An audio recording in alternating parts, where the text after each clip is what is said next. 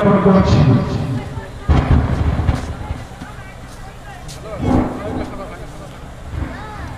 আসসালামু আলাইকুম ওয়া রাহমাতুল্লাহি ওয়া তাআলা ওয়া বারাকাতুহু।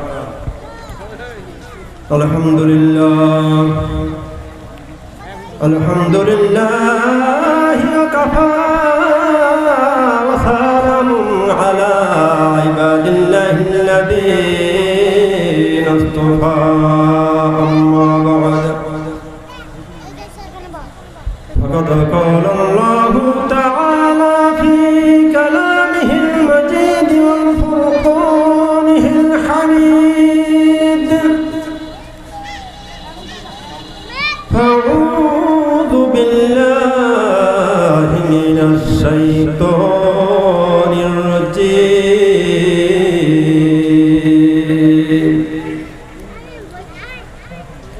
بسم الله الرحمن الرحيم.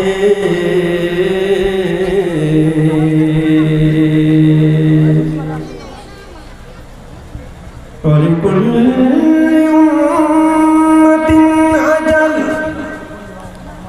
فإذا جاء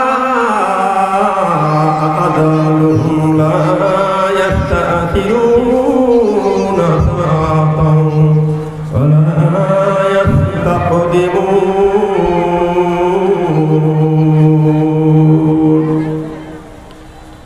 وقال تعالى في آيات أخرى إن الموت الذي تفرون منه فإنه ملاقيكم. صدق الله العظيم وصدق رسوله النبي الكريم ونحن ذلك من الشاهدين والشاكرين والذاكرين والحمد لله رب العالمين.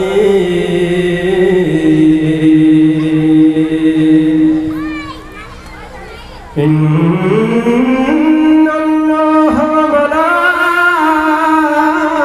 وملائكته يصلون على النبي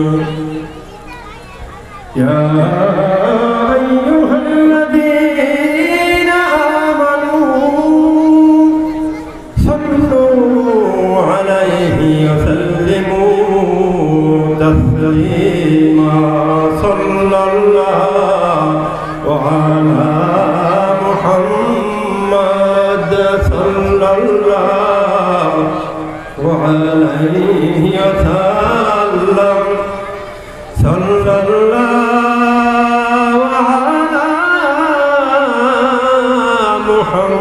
محمد صلى الله وعليه وسلم. سيدي يا رسول الله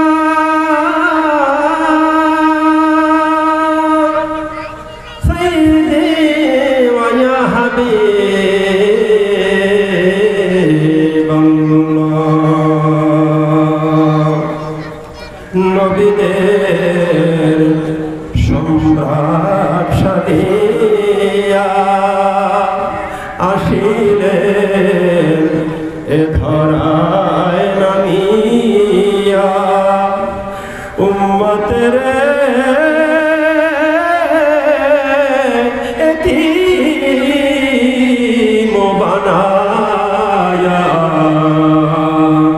নবী ঘুমাইলেন ওই সোনার মদিনা। সাল্লাল্লাহু আলা মুহাম্মদ সাল্লাল্লাহু আলাইহি ওয়াসাল্লাম। সাল্লাল্লাহু আলা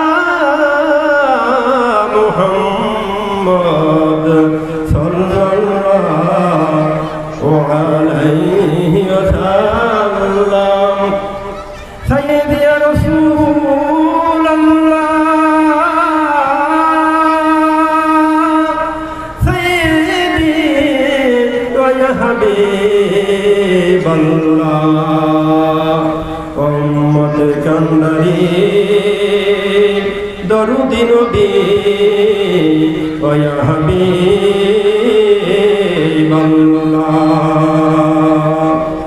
নবী গো কুরআনে পড়ি আপনার নাম আগানে শুনি আপনার নাম সালাতে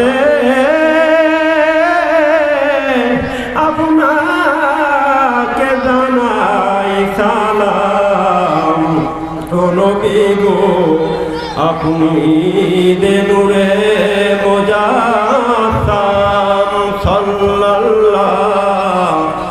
আলা মুহাম্মদ জোরে জোরে সাল্লাল্লাহু আলাইহি ওয়াসাল্লাম সাল্লাল্লাহু আলা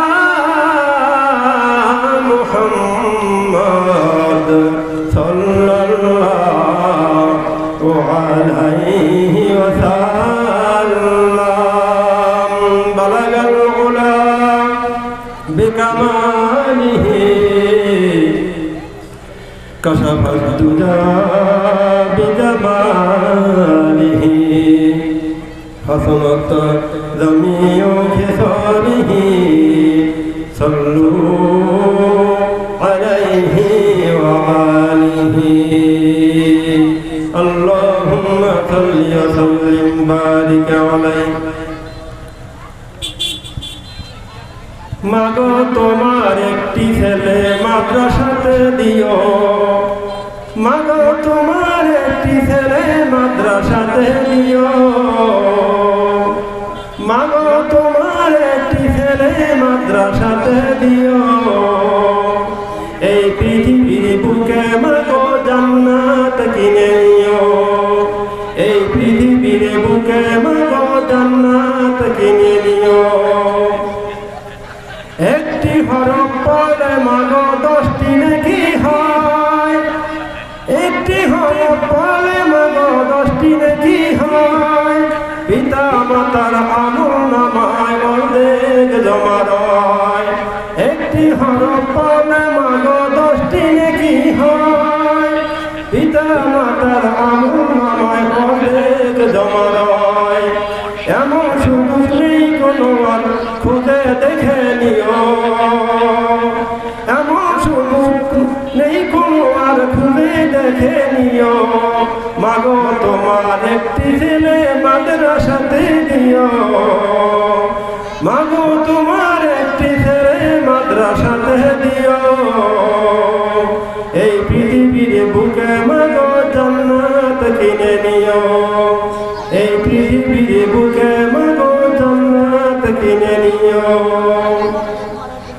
তোমার বানাতে ইমাম হবে তোমার ছেলে বলো ঠিক কিনা তোমার দানাতে ইমাম হবে তোমার ছেলে মনের কথা প্রভুর কাছে বলবে হৃদয় খুলে তোমার জানাজাতে ইমাম হবে তোমার ছেলে মনের কথা প্রভুর কাছে বলবে হৃদয় খুলে সেই সুযোগটা তোমার বেলায় সেই সুযোগটা তোমার বেলায় হতে তুমি দিও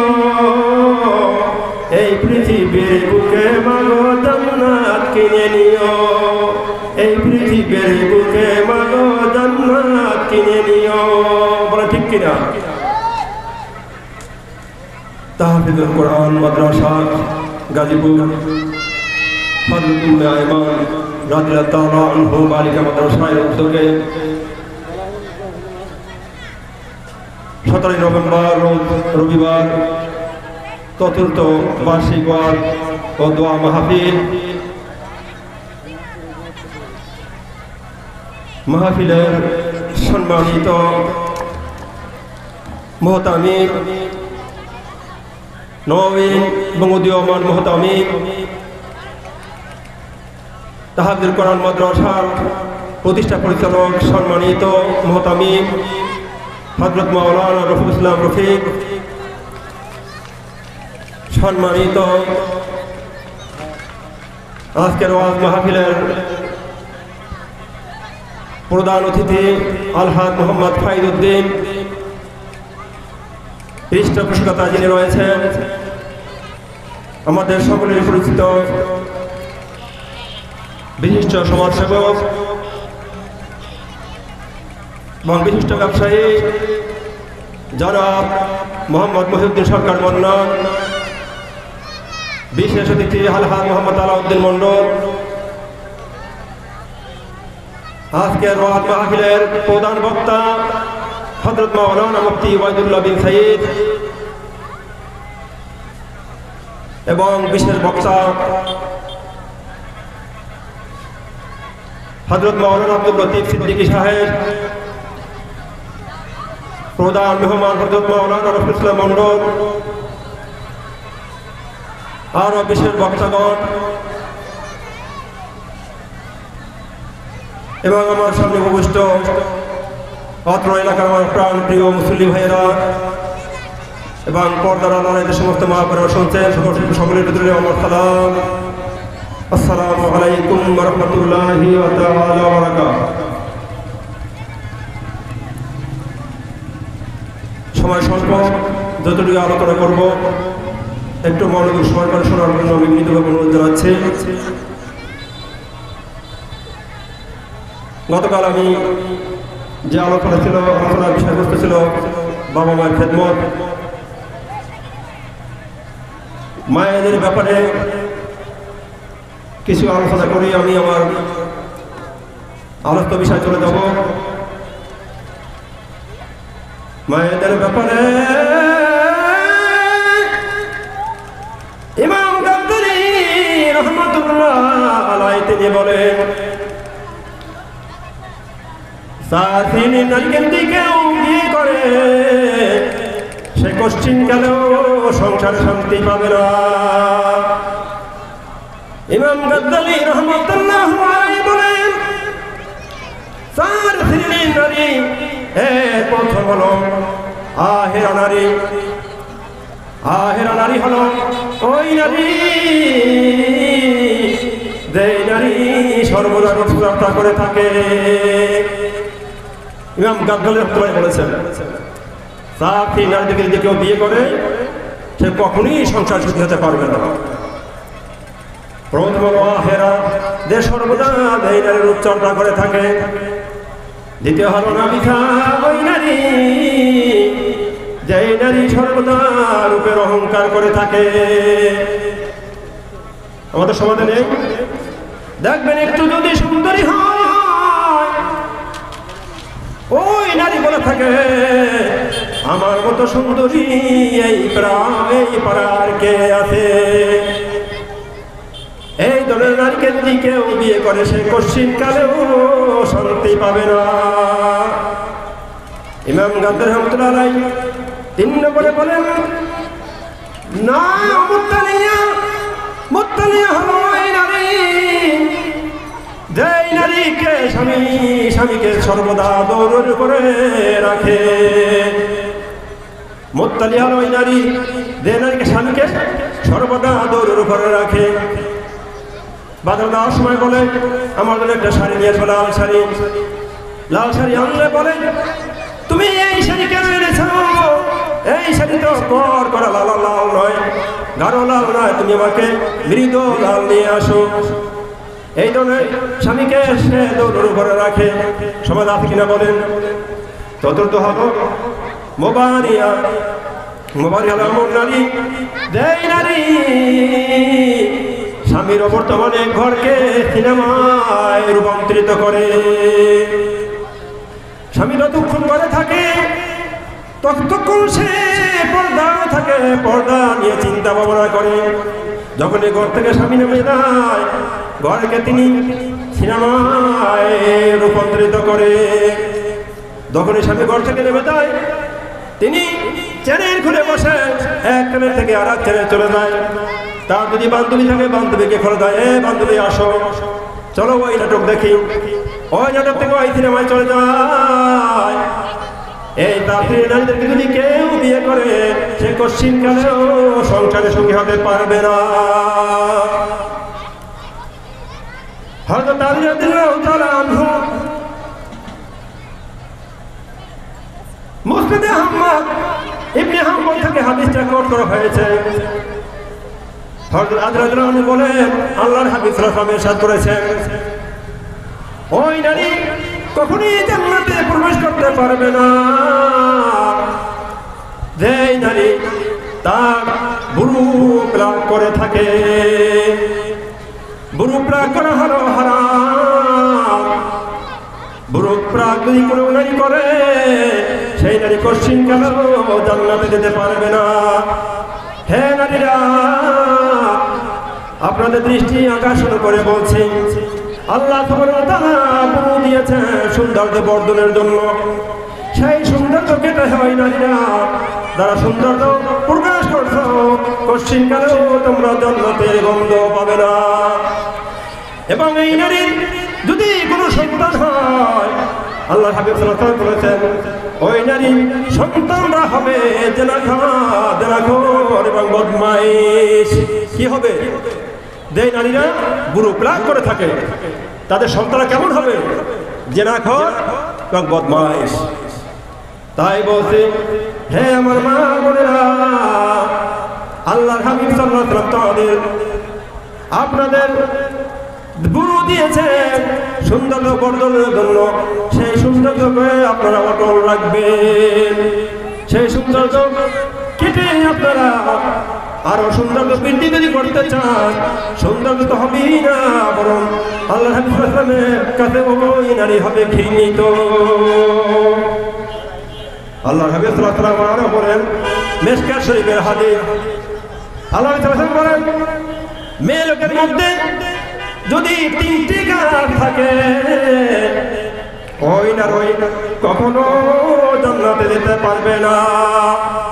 এবং ওই নারীকে যদি কোন পুরুষ বিয়ে করে থাকে, সে কখনোই শান্তি পাবে না। যে নারী অকারণে স্বামীর সাথে বিয়ে করে থাকে, এটা হলো 1 নম্বর। যে নারী অকারণে স্বামীর সাথে বিয়ে করে থাকে, হ্যাঁ নারী তুমি কঠিন কালেও জান্নাতের আশা করতে পারো না। 2 নম্বর হলো ওই নারী যে নারী স্বামীর সাথে সর্বদা তর্ক করে থাকে। কি করে? মুখে মুখে তর্ক করে, আছে না? স্বামী যেটাই বলে সেটা সে মানে না, বরং সে উল্টা করে কথা বলে। যদি ইলিশ মাছ আনে, বলে কেন ইলিশ মাছ এনেছো, তুমি কেন শোল মাছ আনো নাই? যদি শোল মাছ আনে, বলে তুমি কেন কাতল মাছ আনো নাই? আর যদি কাতল মাছ আনে, বলে তুমি কেন কাতল মাছ বড়টা আনো নাই, কেন ছোটটা এনেছো? মুখে মুখে তর্ক করে স্বামীর সাথে। 3 নম্বর হলো ওই নারী যে নারী বাবা মায়ের কুপরামর্শে স্বামী বাড়ির লোকদের সাথে দুর্ব্যবহার করে। কি সমাজ আছে না? বিয়ের পর থেকেই বাবা মায়ের কুপরামর্শ কুপরামর্শ নিয়ে থাকে। বাবা মাও কি সলাপরামর্শ করে মেয়ের সাথে, স্বামীকে এইভাবে চালাবি, শাশুড়িকে এইভাবে চালাবি যদি সুখ পেতে হয়। এই ধরনের কোন নারী, কোন স্ত্রী যদি স্বামী বাবা মায়ের কুপরামর্শে স্বামীর বাড়ির লোকদের সাথে এবং স্বামীর সাথে যদি দুর্ব্যবহার করে, কঠিন কালেও ওই নারী জান্নাতে যেতে পারবে না। আল্লাহ সুবহানাহু ওয়া তাআলা বলেন, ওয়ালিকুল্লি উম্মাতিন আদাল ওয়ালিকুল্লি উম্মাতিন আদাল ফাইযা আদালুহুম লা ইস্তাখিরুনা সাআতাও ওয়া লা ইস্তাকদিমুন। আল্লাহু আকবার। পবিত্র কোরআনের 7 নম্বর সূরা সূরা আরাফের 34 নম্বর আয়াত আল্লাহ সুবহানাহু ওয়া তাআলা বলেন, ওয়ালিকুল্লি উম্মাতিন আদাল। আল্লাহ সুবহানাহু ওয়া তাআলা প্রতিটি মানুষের নির্ধারিত মেয়াদ দিয়েছেন, নির্ধারিত সময় দিয়েছেন। এই দুনিয়াতে একটা লোক আসার পূর্বে আল্লাহ সুবহানাহু ওয়া তাআলা তার নির্ধারিত মেয়াদ দিয়ে পাঠিয়েছেন। আল্লাহ বলেন, ফাইদা আদালুহুম লা ইস্তাখিরুনা সাআতাও ওয়া লা ইস্তাকদিমুন। যখনই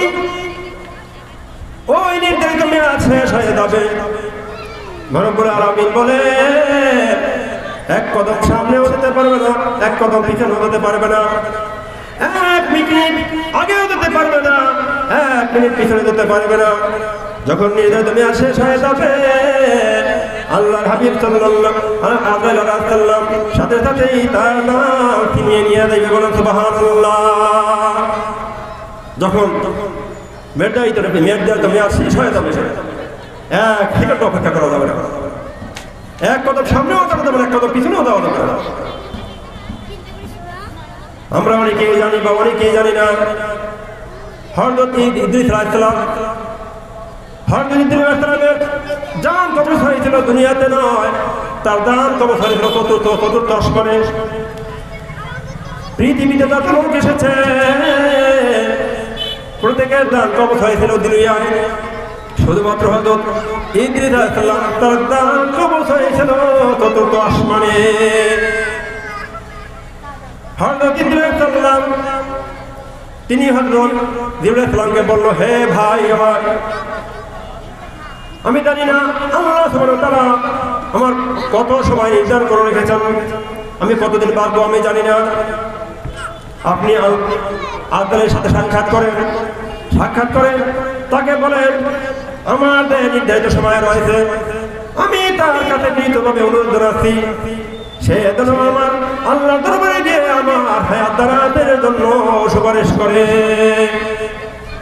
কথা বুঝতে পেরেছেন?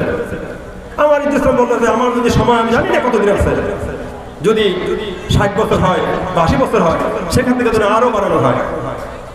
এরপরে বললেন, হে আমার ভাই, কখনোই আমি আসমানে যাই না, আমাকে একটু আসমানে নিয়ে যাও, আমি আসমান ভ্রমণ করতে চাই। হযরত জিবরাইল আলাইহিস সালাম তিনি আসমানে নিয়ে গেছেন।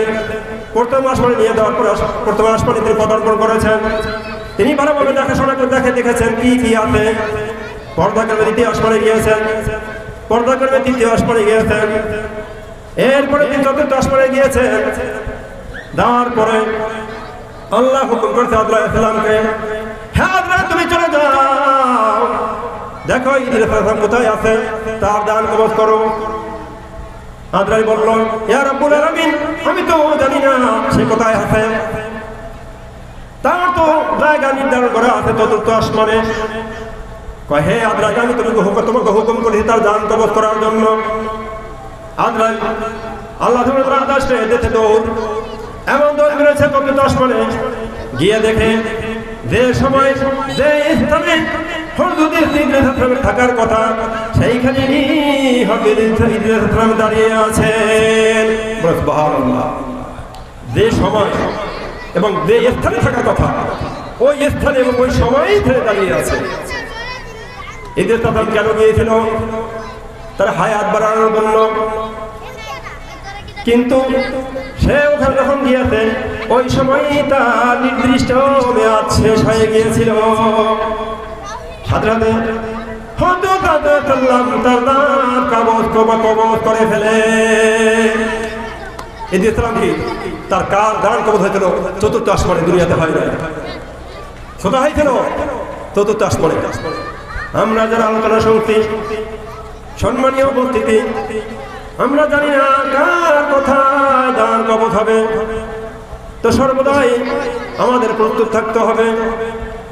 মাউত কাফিন কুল্লু নাসিন শারিবু, কবর বাইতিন কুল্লু নাসিন দাখিলুন। 11 করে কবি বলেন, মৃত্যু এমন একটা জিনিস, মৃত্যুর স্বাদ পাবে না, মৃত্যু দুধের পেয়ারা পান করবে না, এমন কোন লোক দুনিয়াতে নাই। বলে ঠিক না? ঠিক। মৃত্যুর দুধের পেয়ারা পান করবে না এমন লোক দুনিয়াতে নেই। আর কবরের মনেরটা ঘাটি, কবরে যাবে না এমন কোন লোক দুনিয়াতে নেই। লাউলা কালাম্মা খালাকতুল আফলাক, যাকে সৃষ্টি না করলে দুনিয়ার কোনো কিছুই সৃষ্টি করা হতো না, সে হলো জনাবে রাসূল করিম সাল্লাল্লাহু আলাইহি ওয়াসাল্লাম। মানবতার মুক্তির দূত আমার নবী, মহানবী সাল্লাল্লাহু আলাইহি ওয়াসাল্লাম। যেই আল্লাহর হাবিব সাল্লাল্লাহু আলাইহি ওয়াসাল্লামের সৃষ্টি না করলে দুনিয়ার কোনো কিছুই সৃষ্টি করা হতো না। সে আল্লাহ নবী তিনি মাত্র 63 বছর, 63 বছর এই দুনিয়া থেকে চলে যেতে হয়েছে। যাকে সৃষ্টি না করলে দুনিয়ার কোনো কিছু সৃষ্টি করা হতো না, সেই নবী দুনিয়া থেকে চলে গেছে। এখন একটি চিন্তা করে ভাবুন, সম্মিলিত উপস্থিতি, আমাদের কি অবস্থা হবে? আমরা কয়দিন বাঁচবো? আমরা এই সময়ের মধ্যে অবস্থান করছি, যা 60 বছর, 70 বছর, কারো আছে 10 বছর, 20 বছর। সকলেই আমরা বলি, সকলেই আমরা চিন্তা করি আমরা আরো অনেক দিন বেঁচে থাকবো। কি বলি? আরো বেঁচে থাকবো। কি হয়তো 70 বছর, আরো 30 বছর বাঁচবো। 100 বছর হলে বলে না আরো 100 বছর, 150 বছর বাঁচবো বলে, যেমন বলি কিনা। কিন্তু আমরা কেউ জানি না আমরা এই দুনিয়াতে কতদিন বেঁচে থাকবো। আল্লাহর হাবিব সাল্লাল্লাহু আলাইহি ওয়াসাল্লাম বলেন, হে আমার উম্মতেরা, তুমি ডান দিকে তাকিয়েছো, বাম দিকে তাকাতে পাতাকাবে, এই সময় তুমি নাও পাইতে পারো। তুমি ডান দিকে তাকিয়েছো, বাম দিকে তাকাবে, এই সময় তোমাকে নাও দেওয়া হতে পারে। এর মানে আল্লাহ তাআলা বুঝিয়েছে তোমরা সর্বদা মৃত্যুর জন্য প্রস্তুত থাকবে। কি থাকবে? মৃত্যুর জন্য প্রস্তুত থাকতে হবে আমাদের। আমরা সম্পদের পাহাড় বানিয়ে ফেলি, একটা বাড়ি করলে আরো একটা বাড়ি, আর একটা বাড়ি তৈরি করার চিন্তা ভাবনা করি। সম্পদ এক বিঘা করলে আরো 1 বিঘা সম্পদ জোগাড় করার চেষ্টা করি। কিন্তু আমাদের যে আমল আছে, আমরা ফাঁসের ভিতরে একত্র করি। দেখা যায় সপ্তাহে 7 দিনও সালাত আদায় করি না, সপ্তাহে জুমায় গিয়ে আমরা অংশগ্রহণ করি, হাজিরা দেই। মানে মুসলমান পরিচয় দেওয়ার জন্য, হাজিরা দেওয়ার জন্য মসজিদে যায়, কিন্তু শুধু শুক্রবার। এবার বাংলার মধ্যে অনেক মুসলমান আছে সপ্তাহে একবারও আল্লাহর ঘরে মসজিদে সেজদা যায় না। হ্যাঁ আমার প্রাণপ্রিয় মুসলমান ভাইয়েরা, তুমি তোমার শক্তির জোর দেখাও, এই শক্তির জোর তোমার 1 সেকেন্ড পরেও চলে যেতে পারে, বলে ঠিক না বেঠিক?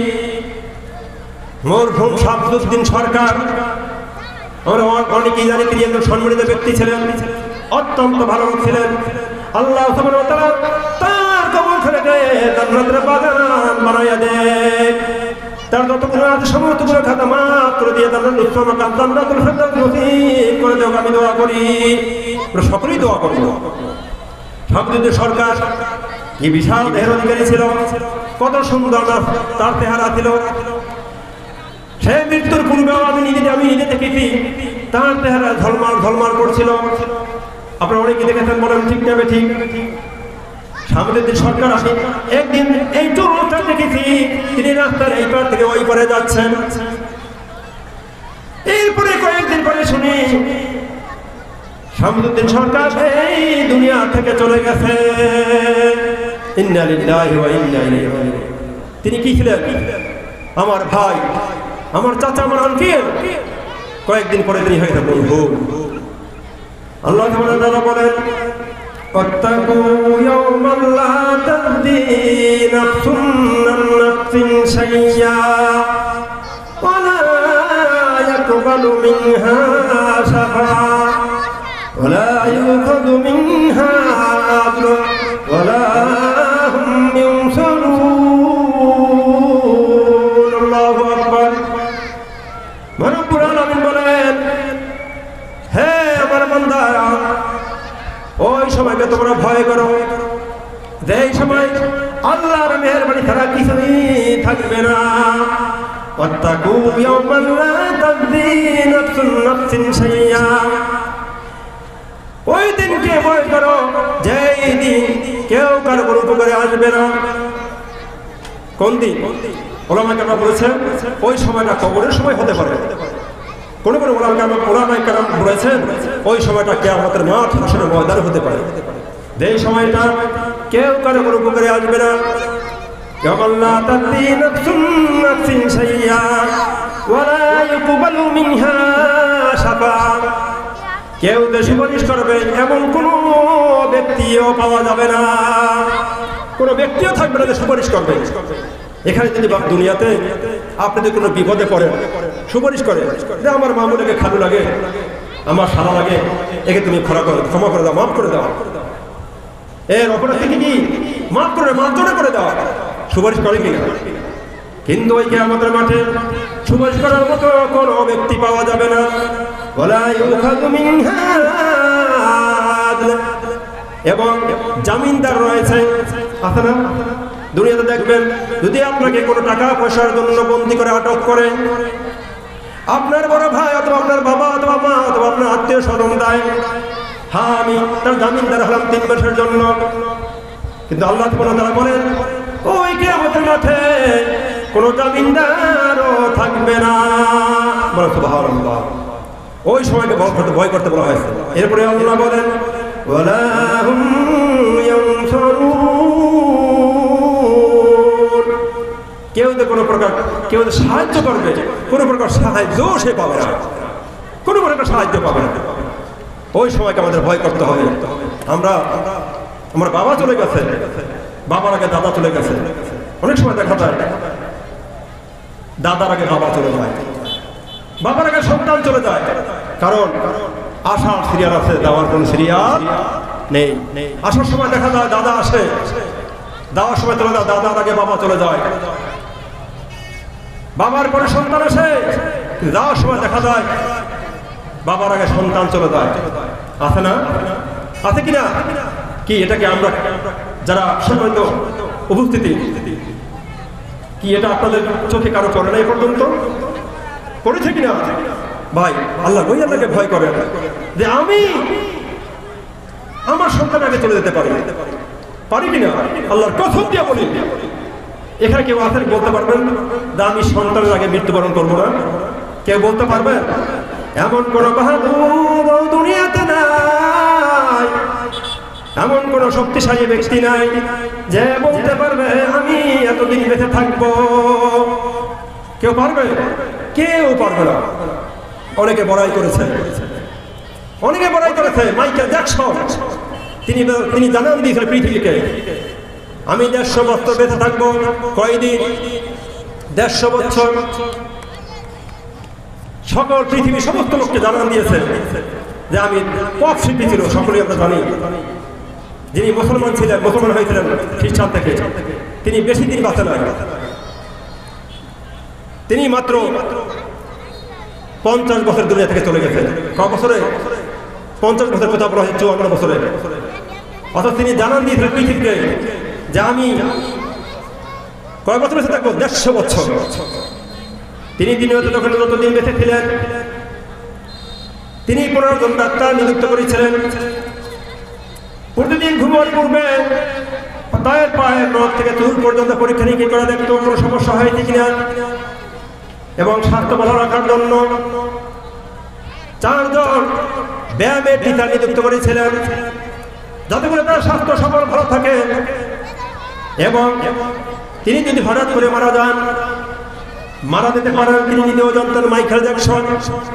এই জন্য তিনি ডাক্তারের পরামর্শে নিযুক্ত করেছিলেন ডোনার। কি নিযুক্ত করেছিলেন? ডোনার নিযুক্ত করেছিলেন। যদি আমি মারা যাই বা মারা যাওয়ার পূর্বে যদি আমি শুনি বা দেখি আমার কিডনি নষ্ট হয়ে গেছে, ভাব নষ্ট হয়ে গেছে, তাহলে ভাব যাতে দেয়, কিডনি যাতে দেয়, যদি রক্তের প্রয়োজন হয় বা চোখের যদি প্রয়োজন হয় চোখ দিবে, রক্তের প্রয়োজন রক্ত দিবে, কিডনির প্রয়োজন হলে কিডনি দিবে, ভাল্বের প্রয়োজন হলে ভাল্ব দিবে। এই জন্য তিনি ডোনার ঠিক করে রেখেছিলেন। তিনি কারোর সাথে দেখা করতেন না, মুখোশ ব্যতীত, গ্লাস ব্যতীত কারোর সাথে সাক্ষাৎ করতেন না। কি জন্য সাক্ষাৎ করতেন না? যদি কারোর সাথে কর্মর্দন করে, তার থেকে যদি কোন রোগ যদি তার ভিতরে প্রবেশ করে, মুখোশটা গিয়ে সবার সামনে দিতেন, যদি করে বাইরের সাথে সে আক্রান্ত না হয়। এইভাবে তিনি জীবনযাপন করতেন। 54 বছর এক শেষে তাদের নির্ধারিত মেয়াদ আছে, ওই মেয়াদ পরিসমাপ্তি ঘটেছে। 15 জন ডাক্তার তারা দাঁড়িয়ে তাকিয়ে দেখছিল, কোন ডাক্তারই কিছু করতে পারে নাই।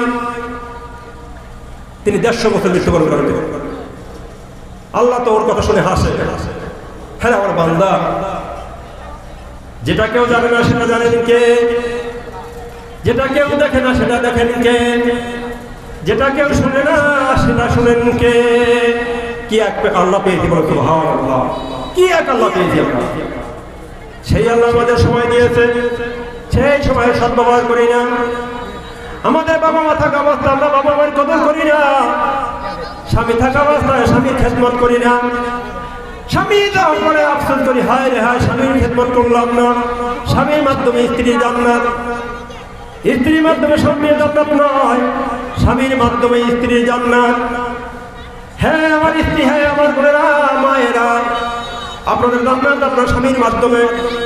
হে মায়েরা, হে বোনেরা, যদি আপনারা জান্নাতে যেতে চান তাহলে স্বামীর আনুগত্য করুন এবং স্বামীর জন্য নিজের সতীত্ব রক্ষা করুন।